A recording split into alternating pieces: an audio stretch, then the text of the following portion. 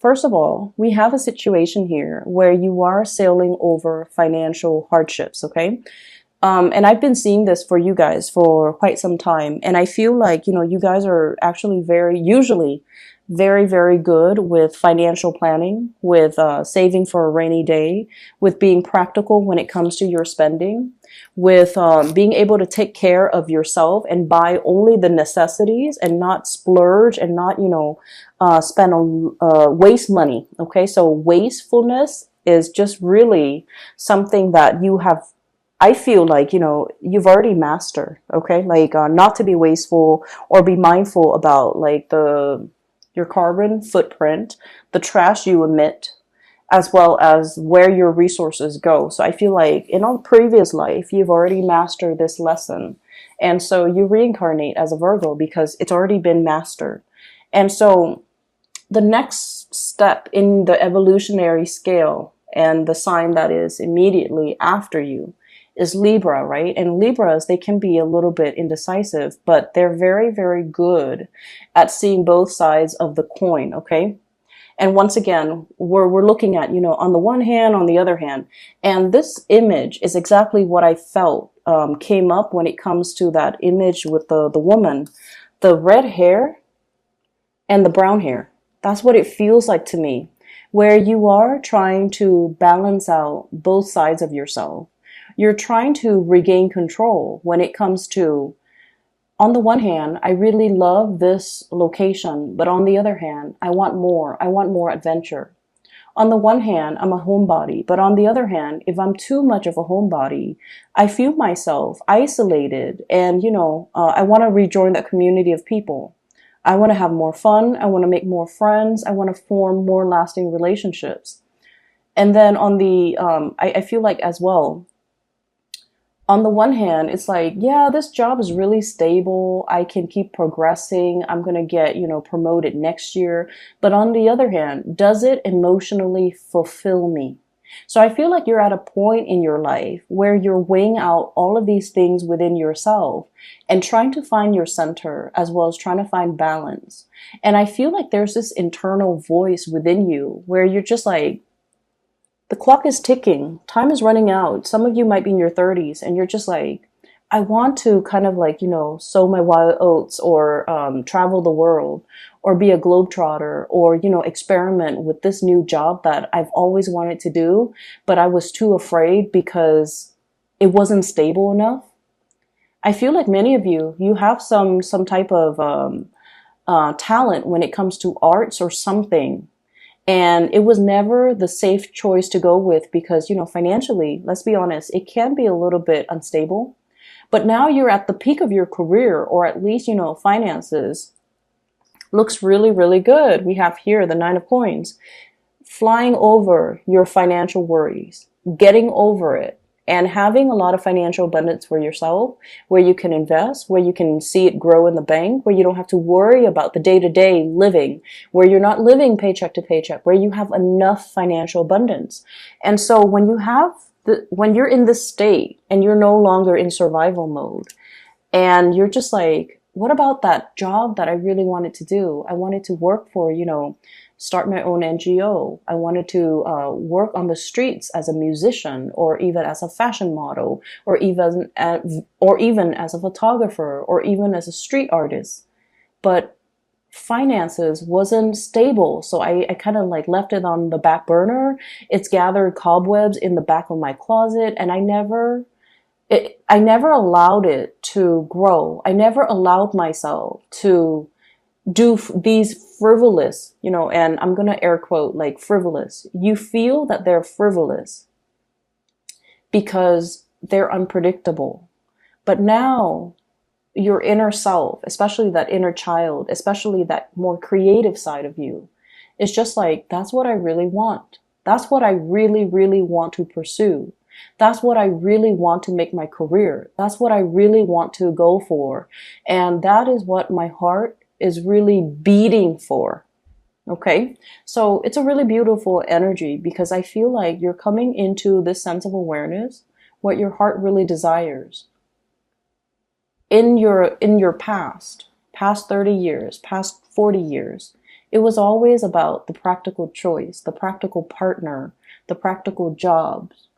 And now it's like I'm at a point where I don't have to think about practicality. Practicality for the past 30 or 40 years helped me build up that financial foundation, but my heart feels a little bit empty. And so now you're at a point where you can definitely venture out. We have the Fool. This is you venturing out, getting a new start for yourself, making a life for yourself, doing whatever it is that really internally your instinct is really drawn to. There isn't a rhyme or a reason for it. You're just drawn to it. You just want to do it. And now you're at a point where, you definitely can afford to do it. And you don't have to think of things in terms of financial stability or even practicality. You're at a point where you can take that new path and sort of like shirk responsibility and do something brand new. And I feel as well, there's still, this inner conflict that you're trying to work out. On the one hand, it's like this. Many of you have, built up possibly a career. You have, you're like a major player in your field. You're somebody who's well regarded. You're in a career track, a regular 9-to-5 job where there's guaranteed promotions, okay? Because that's the way that Virgos function. And you have a job here that you like. I feel like you like it because you're holding on to it, okay? And like you're hugging it, like you're still smitten by it. It still brings you joy and contentment. So this is like the homebody. This is the safe choice. But on the flip side of that, we have as well the King of Wands, and this is like the passion. This is the romanticism. This is someone who's very spirited, someone who's adventurous, someone who wants to do something new. But keep in mind, this is a king. This is not a page. This is not a knight. This is somebody who's well-planned, methodical, knows what he or she wants. And they're kind of like the torchbearer. Okay. So this is someone who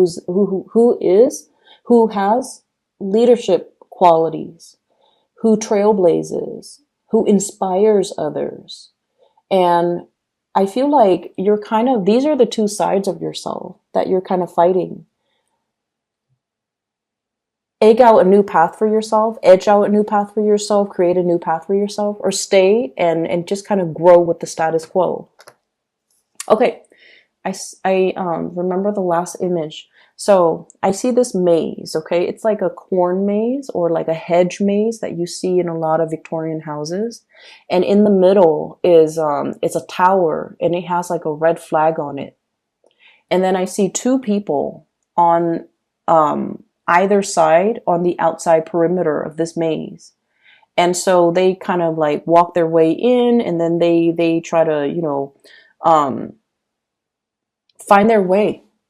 And so when I'm looking at it, I'm getting like a bird's eye view. I know which path is a dead end and I know which path is going to lead you to the center of the maze. So where you can get the flag and beat the other person. So whoever gets to the center first gets the flag is the winner pretty much. And so from our perspective, or my perspective at least, I have that bird's eye view. I know who's going to, be quicker at it. And so the person on the left had a really good start, like head start. They're like egging their way in. And then along the way, they took a little detour. And then the other person had a slower start, but it's a little bit more methodical. And it's just like kind of drawing it out or mapping out the maze in their head, what they think it looks like so that they're not constantly backtracking. So they're systematic. And I feel like that is you because you're so systematic and because you're so like, I want to say, obsessively scared about making mistakes, that every step you take, you map it out. Okay. I made a right here. I walked straight here and there's a dead end. So I'm going to draw an X here because that's a dead end. So I'm going to backtrack a little bit and then I'm going to make a left here instead because last time I made a right, blah, blah, blah. And then that person on the right ends up getting to the center, grabs the flag, and the scene just kind of cuts out. And I feel like that's what's happening here. There's a lot of fear about making mistakes, about is the timing right? Can I do this right now, or should I wait a few more years? And I feel like what it's really telling you, what the universe is really wanting to tell you is there isn't a right or a wrong. Every step that we take, no matter how calculating we are, no matter how methodical we are in the planning process, life is not really life unless there are snags in the road, unless there are obstacles, unless there are things kind of like laid on our path. Because when it comes to life in general, adversity builds character, right? And I know you appreciate that, because I feel like a lot of Virgoan people, childhood was filled with a lot of adversity. You were forced to grow up really, really fast. And even when you were like 4, 5, 6 years old, you were a lot more mature than your peers. You were a lot more responsible than your siblings. And by virtue of these, really good characteristics within you, I feel like the adults in your life place a lot more responsibilities on you. And when responsibilities are placed at such a young age on a person, doesn't matter who they are, the child grows up very, very fearful about making mistakes. And I feel like that's a situation that might stem from, the upbringing. And I feel like, mom and dad or whoever the adult was in your environment, they just saw you and they're just like, the Virgo is responsible. Let's have them babysit, or, let's have them cook. Let's have, they didn't do it to be mean, to dampen your spirit, or to, purposely make you fearful of responsibilities or make you fearful of making mistakes.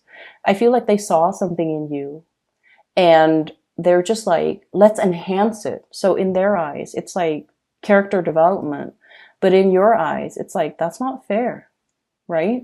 So what I'm getting here is we have to kind of like shed that old layer of skin, and we have to allow both sides of our calling, our head and our heart, to really be in harmony and in sync, and kind of like know your strengths, know your weaknesses, and to also know that whatever it is that your heart desires, that's where you're supposed to go next.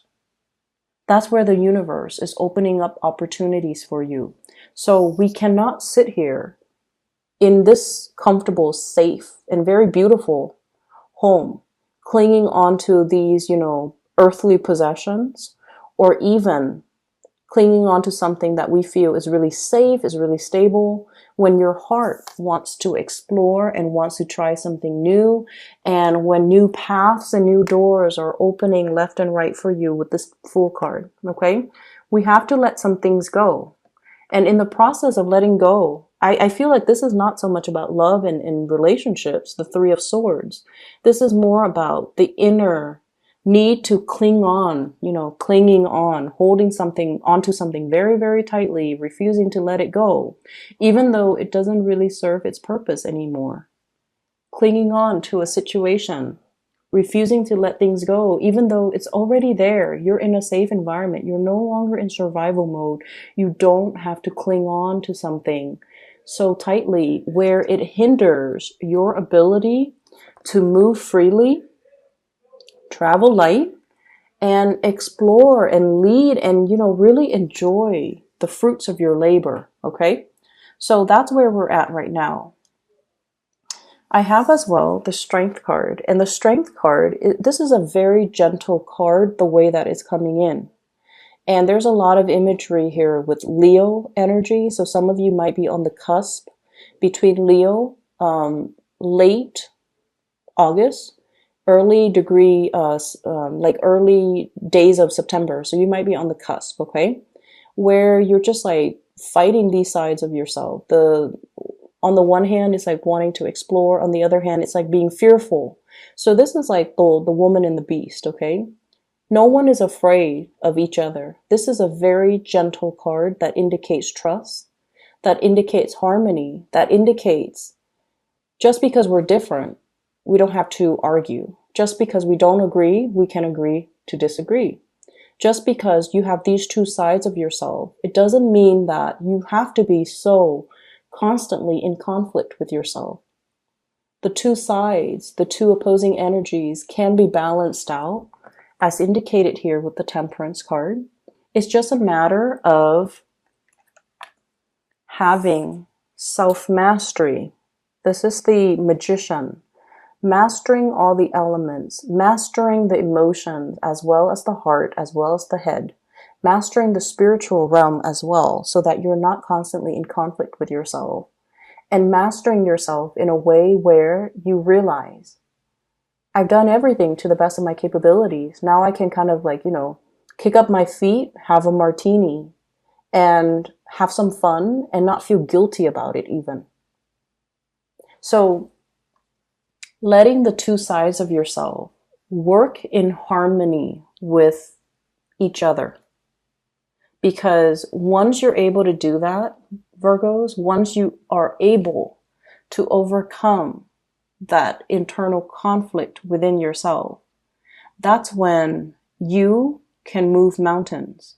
Because I feel like you guys are such like a fireball, but you don't realize that you have that drive. You definitely have the ambition, the hard work, the perseverance. But I feel like a lot of the times you don't realize how much of a fireball that you are. How much drive and ambition you have to get things done. You can work tirelessly into the night perfecting a project, to make like to give something to the world, or to bring something forward that is like pure perfection. So if you have the ability, and if you know that you're capable of like, burning the midnight oil, working tirelessly without complaining to create something and make something perfect, then what's really stopping you from moving mountains? What's really stopping you from being able to get out into the world and just say, I'm going to do this because even though it's not stable, but I know myself well enough to know that whatever I touch is going to turn gold, because I'm just that good, and I'm just that, I want to say, dedicated, and I persevere. So even if like it's like failure is not really an option, but I feel like you're not aware of how powerful you can be. And so you kind of, stop yourself before you pursue something, because you're just like, I don't really know if it's going to take off. But you should know from all your previous experiences that when you set your mind to something, nothing really flounder, right? You've never hit dead ends. You persevere, you blast through it, and things have always been amazing. You produce really good work. You bring forth really good ideas, and whatever you submit or whatever you create, it has always been very, it's like sheer perfection. You know that about yourself, but you don't trust that about yourself. And so what I'm seeing here is we have to overcome the internal conflict within ourselves for sure.